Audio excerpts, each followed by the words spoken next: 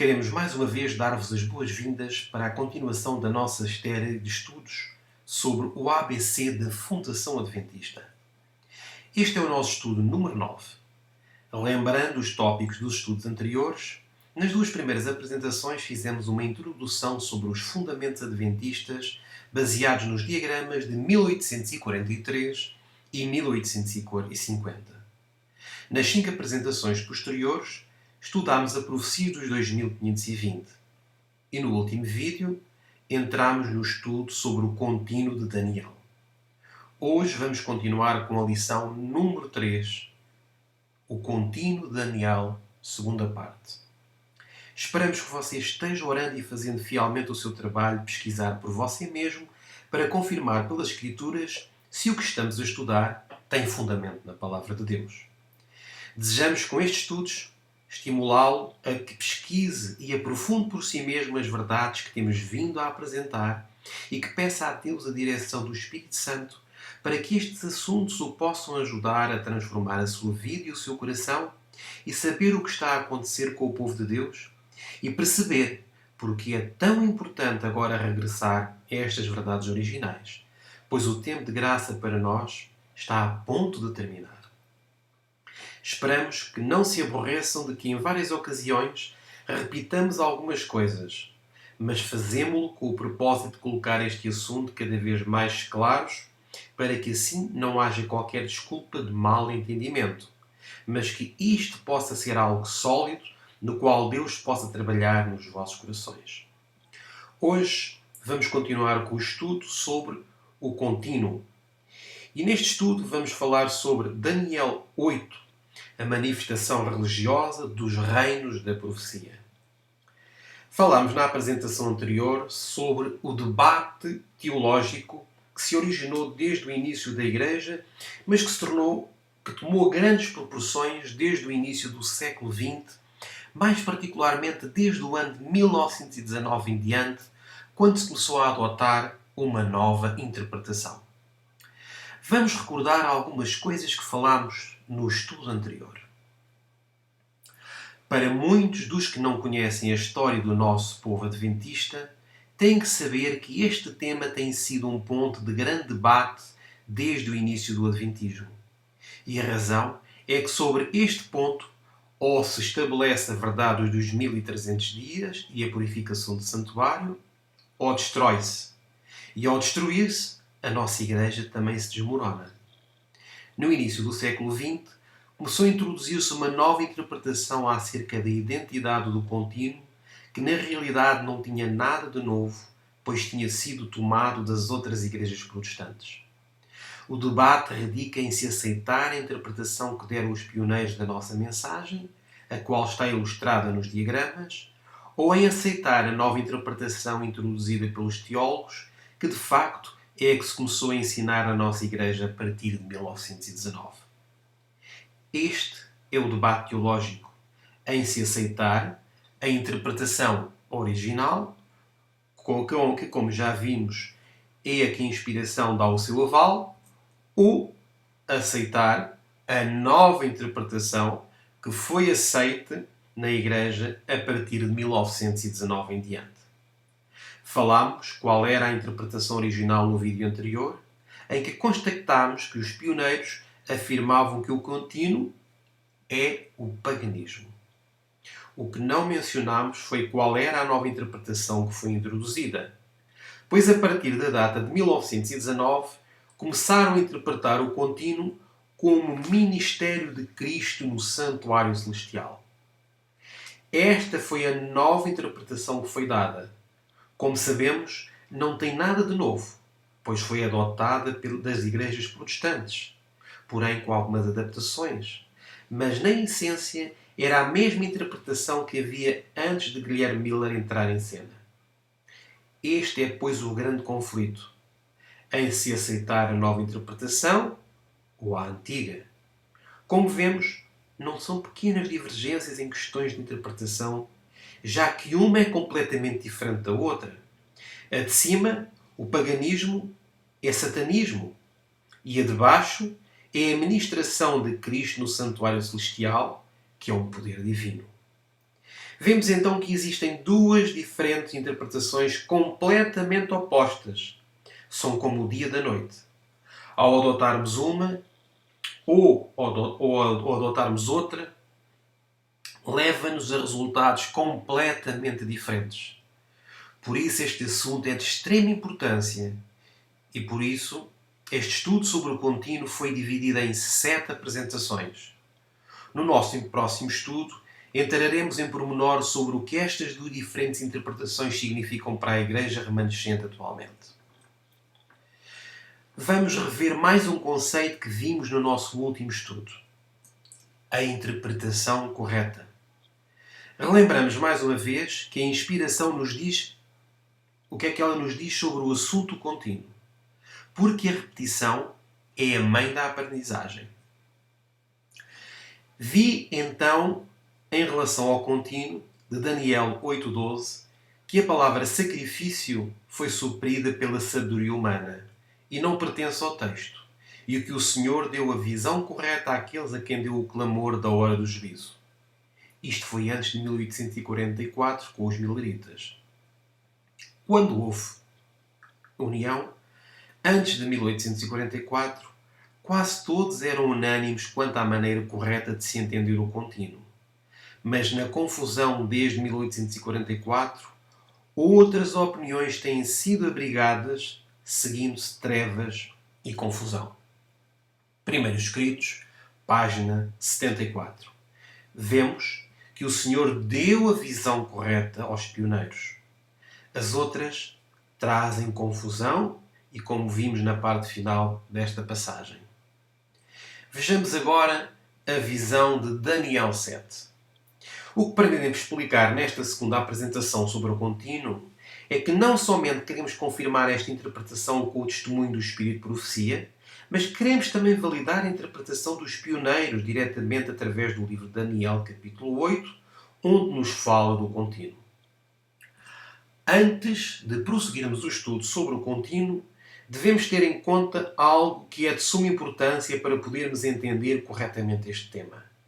É o de que todos os reinos ou nações estão compostos de duas fases, uma política e outra religiosa.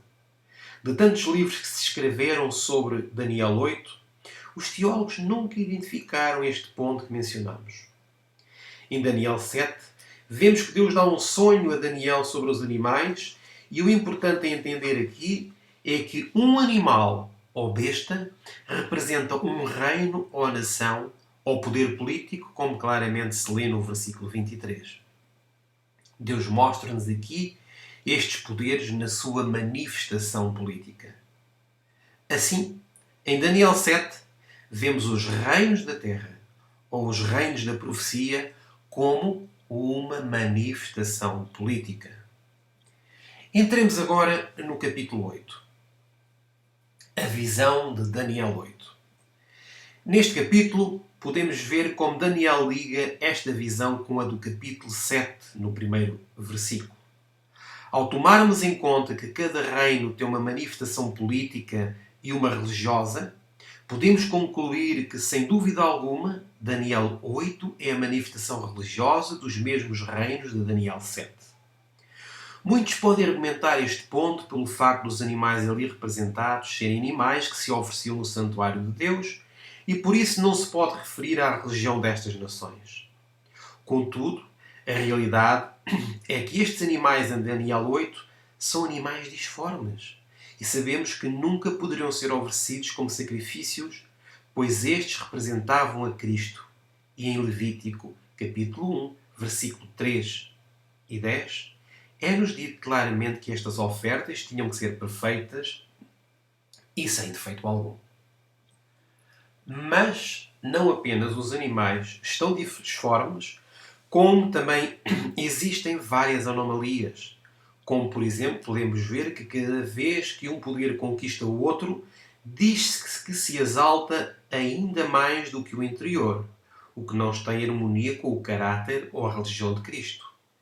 O chifre que aparece aqui também era um instrumento que se utilizava no santuário, mas existe algo de raro com este chifre, já que muda do género masculino para o feminino a partir do versículo 9 a 12, o que nos diz que este não é um chifre que pode ser usado no santuário, pois isto é uma abominação para Deus.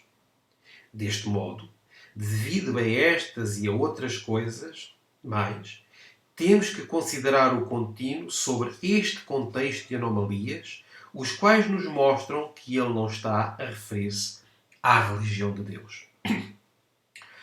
O que estamos a ver em Daniel 8 são os reinos da terra na sua manifestação religiosa. E podemos comprová-lo através de Isaías, capítulo 14, versículo 13. Pois Satanás quer ser como Deus. E diz-nos aqui esta escritura o seguinte: E tu dizias no teu coração, eu subirei ao céu, falando de Lucifer. Acima das estrelas de Deus exaltarei o meu trono, o poder político.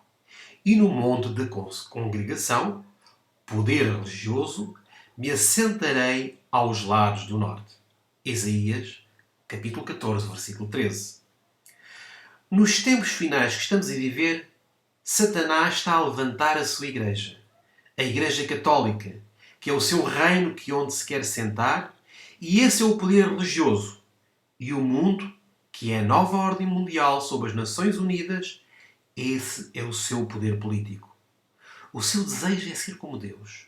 E Deus tem um trono, tem um poder político e tem a sua igreja, um poder religioso.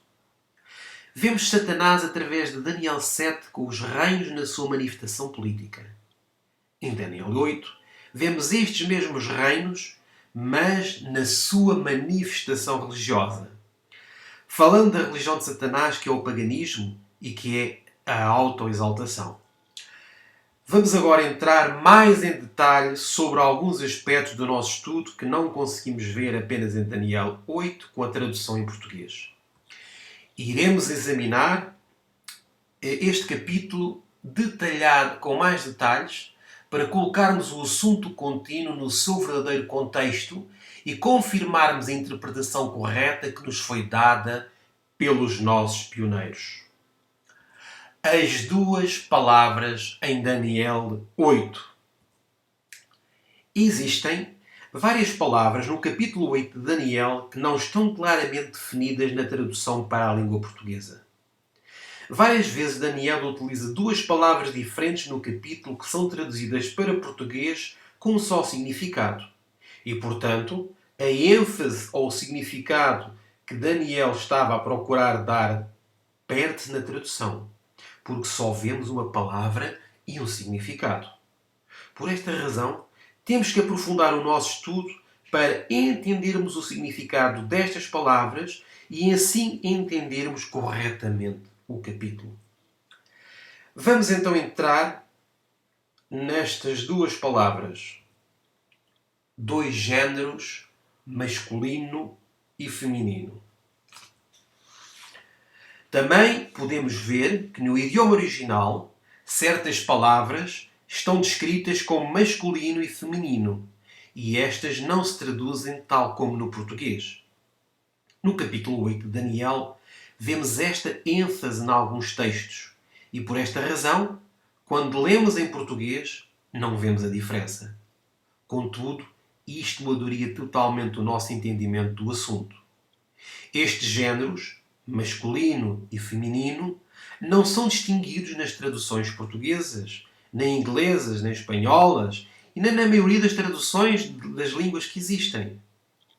Vamos então entrar em detalhes para que saibamos onde se encontram estes dois géneros, a fim de podermos anotá-los nas nossas Bíblias.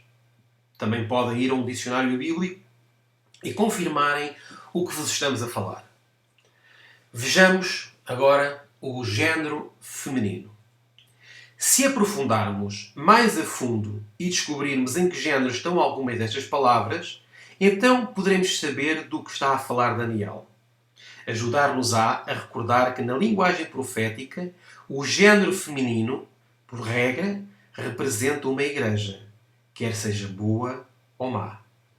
Examinemos agora o género masculino. A forma do género masculino refere-se a governos, reinos ou entidades políticas seculares. Vamos agora identificar estes versículos para que os possamos ver no masculino e no feminino. O chifre pequeno de Daniel 8.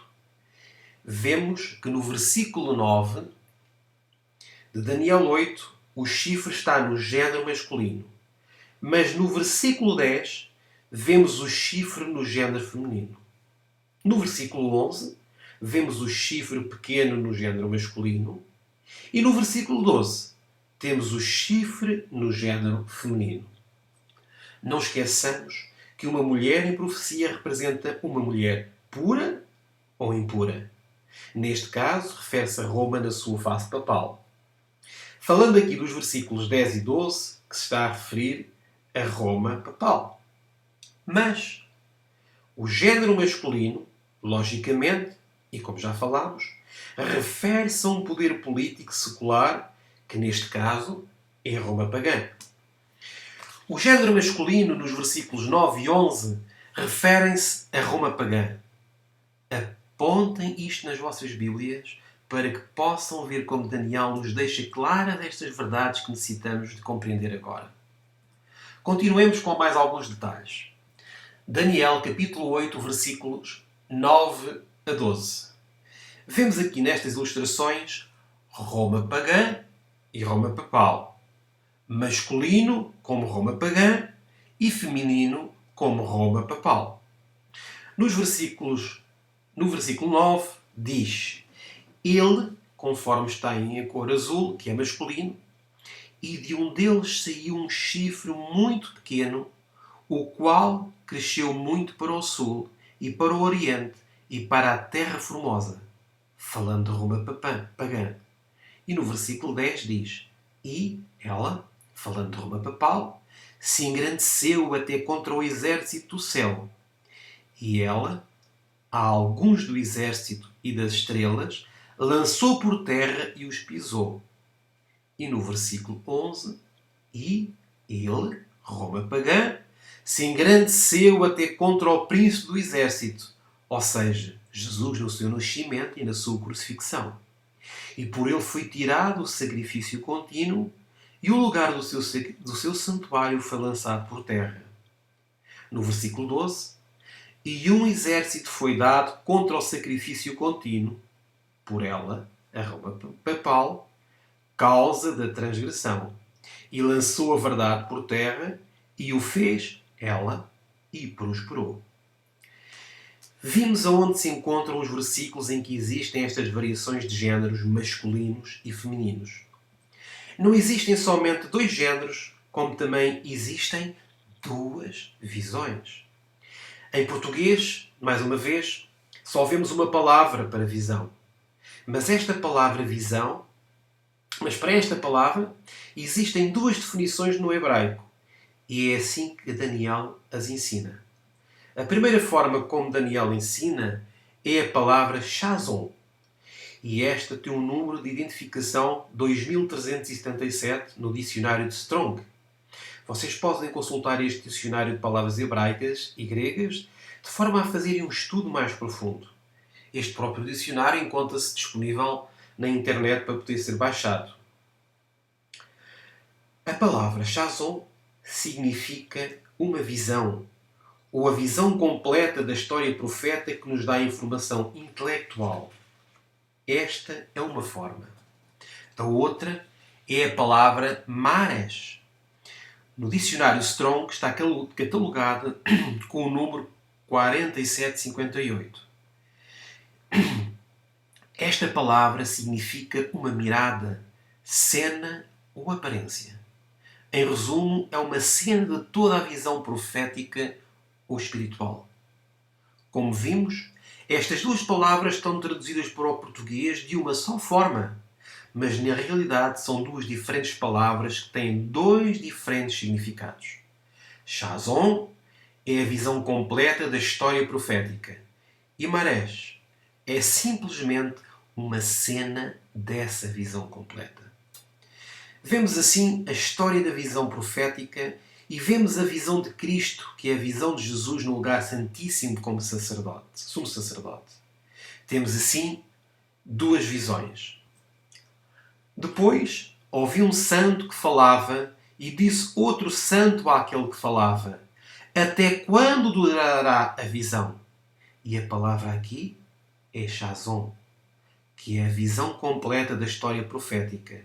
E o versículo prossegue assim: Do sacrifício contínuo e da transgressão assoladora, para que sejam entregues o santuário e o exército, a fim de serem pisados. Daniel 8,13. Vimos então que em Daniel 8,13 a palavra aqui para visão é Chazon. A outra forma em que aparece a palavra visão é em Daniel 8,16. Leiamos. E ouvi uma voz de homem entre as margens do Ulai, a qual gritou e disse: Gabriel, dai a entender a este a visão. E a palavra visão aqui é Mares. Daniel 8,16. Esta palavra aqui em Daniel 8,16 é apenas uma cena de toda a visão profética. Estas são as duas visões que Daniel nos ensina no idioma original, apesar de não podermos ver o significado dessas palavras na língua portuguesa. Vamos também ver que não apenas existem duas visões, mas também dois santuários. E aqui temos também duas palavras que na língua portuguesa se traduziram apenas por uma palavra. Mas como vamos ver, existe uma diferença. Uma das formas em que Daniel utiliza a palavra santuário é a palavra Mikdash. A palavra Mikdash pode ser encontrada no dicionário de Strong com a referência 4720 e diz-nos que é uma coisa ou lugar consagrado, especialmente um palácio, santuário, quer seja de Jeová ou dos ídolos. Então vemos que esta palavra se pode referir tanto a um santuário dedicado a Jeová como aos ídolos. E a segunda forma que Daniel se refere a santuário é através da palavra Kodesh. E podemos vê-la no dicionário de Strong com a referência 6944 e identifica como uma coisa ou lugar sagrado, o santo, santuário celestial de Jeová. A segunda forma como é apresentada a palavra santuário por Daniel, que é a palavra Kodesh, esta palavra só pode referir-se ao santuário de Jeová, ao santuário de Deus. Vemos assim que Daniel faz claramente referência a duas palavras, porque quer que entendamos que há uma diferença. Uma tem a ver com o santuário de Deus e a outra tem a ver com o santuário de ídolos. Temos aqui, neste diapositivo à vossa frente, dois santuários. O lado esquerdo é o Panteão, localizado na cidade de Roma, onde os romanos depositavam todos os ídolos das nações que conquistavam, de forma a que todo o povo pudesse ir e adorar-se aos seus deuses. Na imagem à direita, temos o santuário no deserto, o santuário que Deus instruiu Moisés para que o construísse. E vimos que este tinha a ver exclusivamente com Deus. Portanto, temos dois santuários. E se engrandeceu até contra o príncipe do exército, e por ele foi tirado o sacrifício contínuo, e o lugar do seu santuário, a palavra aqui é Mikdash, foi lançado por terra.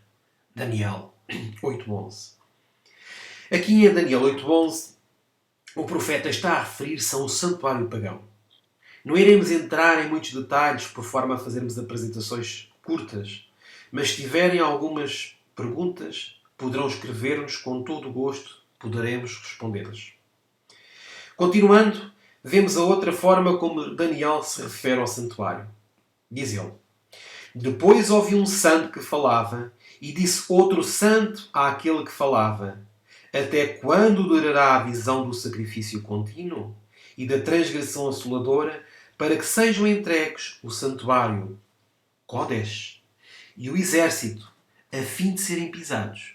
E ele me disse: Até 2300 tardes e manhãs, e o santuário, Kodesh, será purificado.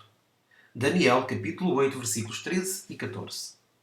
Reparem bem que no versículo 11, Daniel utiliza a palavra Mikdash. Contudo, nos versículos 13 e 14, ele utiliza a palavra Kodesh. Podemos, pois, ver uma distinção clara, porque Daniel quer assegurar-nos que entendamos que em Daniel 8:11 o santuário ali refere-se ao santuário pagão. Mas quando fala da purificação em relação aos 2300 dias, apenas se pode estar a referir ao santuário de Jeová. Continuemos com o nosso estudo. Santuários de Ciro. No cilindro de Ciro, o Grande, datado de 539 a.C., são descritos muitos santuários pagãos, os seus sacrifícios contínuos e os seus ídolos. É mais do que provável que Daniel se esteja a referir a este tipo de santuários porque ele usou a palavra Mikdash. Não somente existem duas palavras para definir santuário, como também existem duas assolações que se encontram em Daniel. Diz-nos aqui que a assolação ou desolação, conforme está noutras traduções, no dicionário Strong, está referenciado com o número 8074 e que quer dizer destruir, devastação, assolado ou assolação. Vemos isto em Daniel capítulo 8 e versículo 13, que diz: Depois ouvi um santo que falava e disse outro santo àquele que falava: Até quando durará a visão do sacrifício contínuo e da transgressão assoladora, para que sejam entregues o santuário e o exército, a fim de serem pisados? Daniel 8:13. A palavra contínuo está unida às palavras transgressão assoladora por um i, o qual é utilizado como um sinal de mais em matemática. Portanto, isto faz do contínuo outro poder assolador. Recordem-se que a palavra sacrifício não se encontra no texto, mas foi acrescentada pela sabedoria humana. Por isso, quando lemos a pergunta, teremos que ler da seguinte forma: Até quando durará a visão do contínuo e da transgressão assoladora? Vemos que são dois poderes assoladores ou desoladores. Em Daniel também existem dois significados para a palavra tirado. A primeira é a palavra rum, catalogada com o número 7311 no dicionário de Strong. E esta palavra tirado, conforme foi traduzida para o português, deveria dizer exaltar, elevar, alto, alçar, e não como foi traduzida como tirado. Em Daniel 8:11 encontra-se esta palavra rum, e se engrandeceu até contra o príncipe do exército, e por ele foi tirado. E aqui a palavra tirado é rum, o sacrifício contínuo, e o lugar do seu santuário foi lançado por terra. Daniel 8:11. Para sermos fiéis ao texto original, deveria estar, em vez de tirado, a palavra exaltado ou elevado. A segunda forma em que aparece a palavra tirado é a palavra sur, catalogada com o número 5493 no dicionário Strong. E aqui a palavra significa realmente tirar, tal como aparece em português. Vejamos então um exemplo onde aparece esta palavra como tirado, como deve ser verdadeiramente traduzida. E braços serão colocados sobre ele, que profanarão o santuário e a fortaleza, e tirarão, sur, o sacrifício contínuo, estabelecendo a abominação desoladora. Daniel 11:31. A palavra tirarão, aqui, neste texto, é verdadeiramente tirar, que é a palavra sur, que tem na realidade este significado. Vemos então estas duas diferentes palavras que em português foram somente traduzidas por tirado.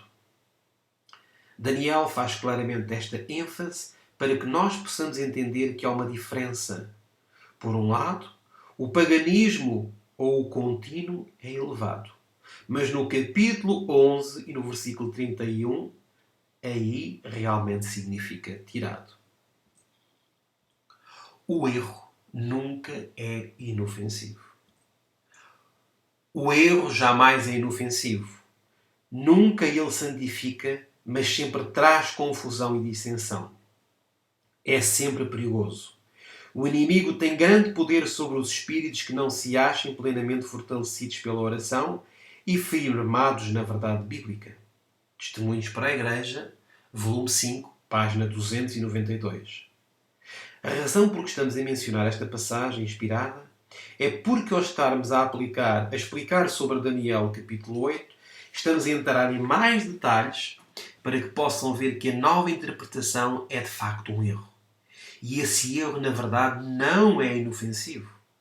Aparenta ser inofensivo simplesmente para aqueles que são simplesmente leitores superficiais ou para aqueles que simplesmente estão aquecendo os bancos na igreja.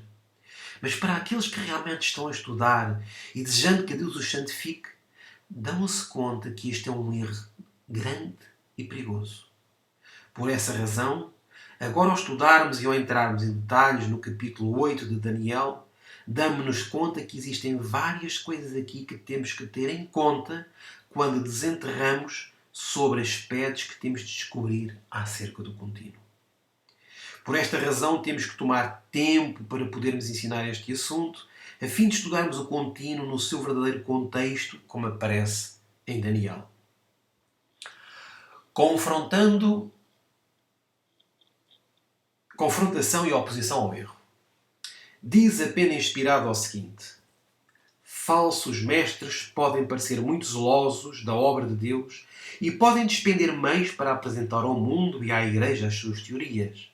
Mas como misturam o erro com a verdade, a sua mensagem é de engano e levará almas para veredas falsas.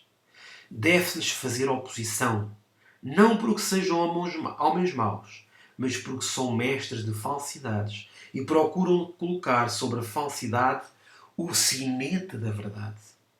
Que lástima darem-se homens a tais trabalhos para descobrir alguma teoria errónea, quando existe abundância de preciosas gemas da verdade, pelas quais o povo pode ser enriquecido da mais santa fé. Testemunhos para Ministros, página 55, parágrafo 1º e 2º. É principalmente pelo que está realçado a vermelho nesta passagem que estamos a entrar em detalhes no que se refere ao livro de Daniel, no capítulo 8, para que vejam que o que se ensina hoje sobre este tema é um erro em que foi colocado o sinete da verdade. E por isso temos que agora fazer frente a estes homens que não querem aceitar a verdade original que Deus nos deu, a qual já vimos que é a verdade que ensinaram os pioneiros. Por hoje, encerramos a segunda apresentação intitulada O Contínuo de Daniel 8, a manifestação religiosa dos reinos da profecia. Vimos diferentes coisas e realidades que nos ensinam este capítulo. E vimos como Daniel faz referência a diferentes aspectos que não estão à vista do leitor superficial. Este estudo foi, como já tínhamos dito no início, o Contínuo, parte 2. Esperamos sinceramente e de coração que através destas apresentações e da de hoje em particular tenham visto mais luz acerca do que ensina o capítulo 8 de Daniel e especialmente o que ensina sobre este tema do contínuo. Que Deus vos abençoe ricamente ao caminharem com Ele.